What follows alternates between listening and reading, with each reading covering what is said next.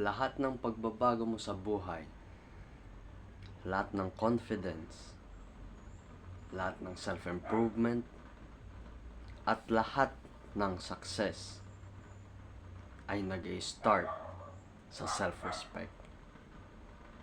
Kasi kung wala kang self-respect bilang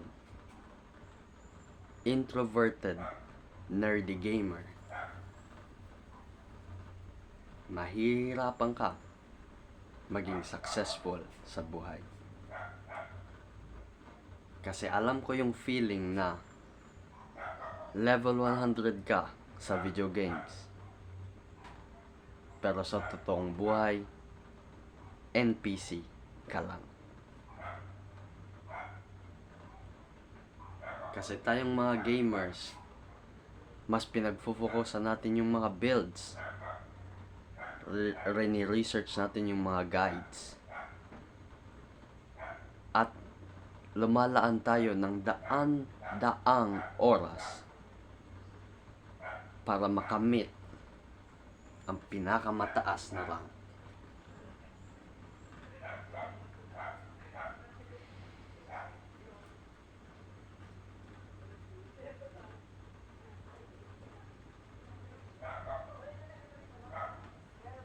Pero aanhin mo ang pinakamataas na rank sa video games, kung sa totoong buhay, wala ka naman rank.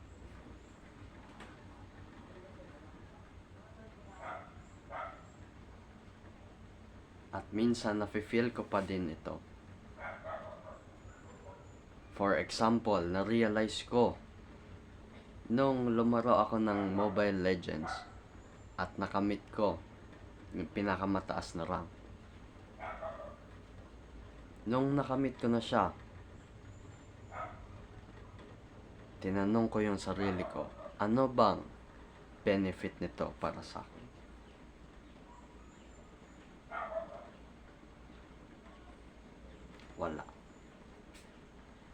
Wala. At sinayang ko lang oras ko dito. Hindi nag-improve confidence ko. Hindi nag-improve social skills ko. At hindi nag-improve ang katawan ko. Basically, empty victories lang. Yung pinakamataas na rank. Kasi hindi ito sa totoong buhay nangyari. Kung sa totoong buhay yon, mas gumanda sana ang katawan ko. Mas naging sociable ako. At mas na-improve ko mindset ko. Pero hindi. Sa virtual world lang kasi yon.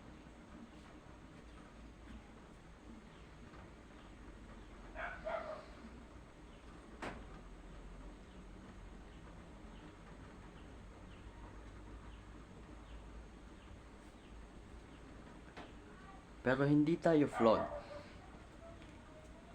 Dahil gamers tayo. In fact, gamers tayo kasi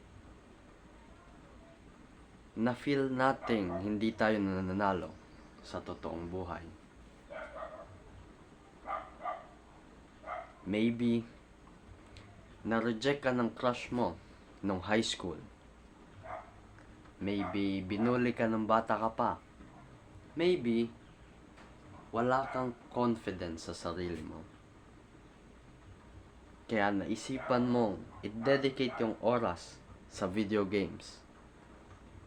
I-dedicate dito yung oras mo at feel mong pag nakamit mo yung rank dito, yung pinakamataas na rank, feel mong nananalo ka talaga. Pero empty victories lang talaga yon. Kasi kung nakamit mo naman yung pinakamataas na rank at hindi naman nag-improve ang totoong buhay mo, anong masasabi mo doon?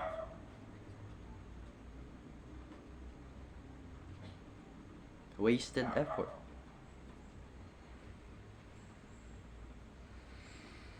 Kaya ang solusyon ay self-respect.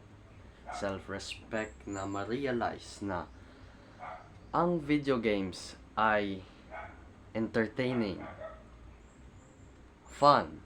I mean, lumalaro pa din ako ng video games ngayon, pero not as dedicated. Kasi mas focus ko na ang real life skills.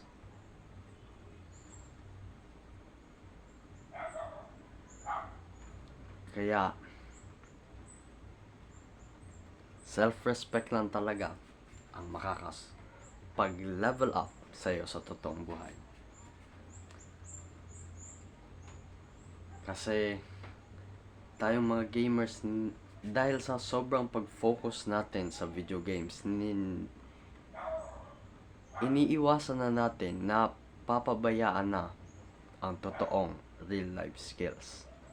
Real life skills katulad ng pagsusocialize, pag-workout, pag-i-improve sa ating career. Kaya solusyon lang talaga ay self-respect. Na ma-realize na ang video games, kahit anong rank mo dyan, kahit pinakamataas pa yan,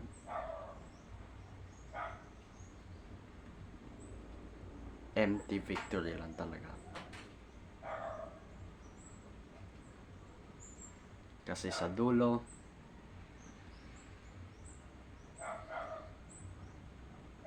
tayong mga gamers ay hindi flawed.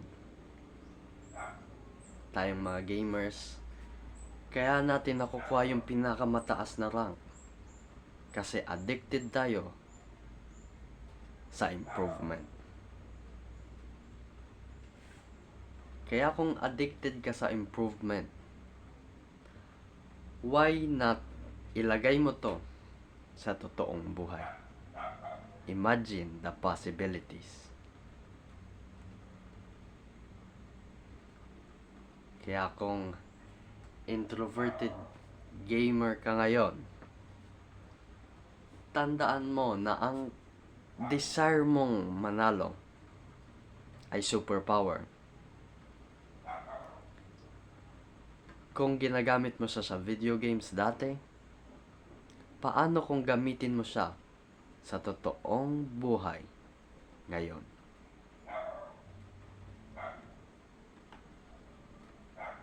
At pag ginamit mo na to sa totoong buhay, magle-level up ka na at mag-i-improve at magiging level 100 sa totoong buhay. Peace.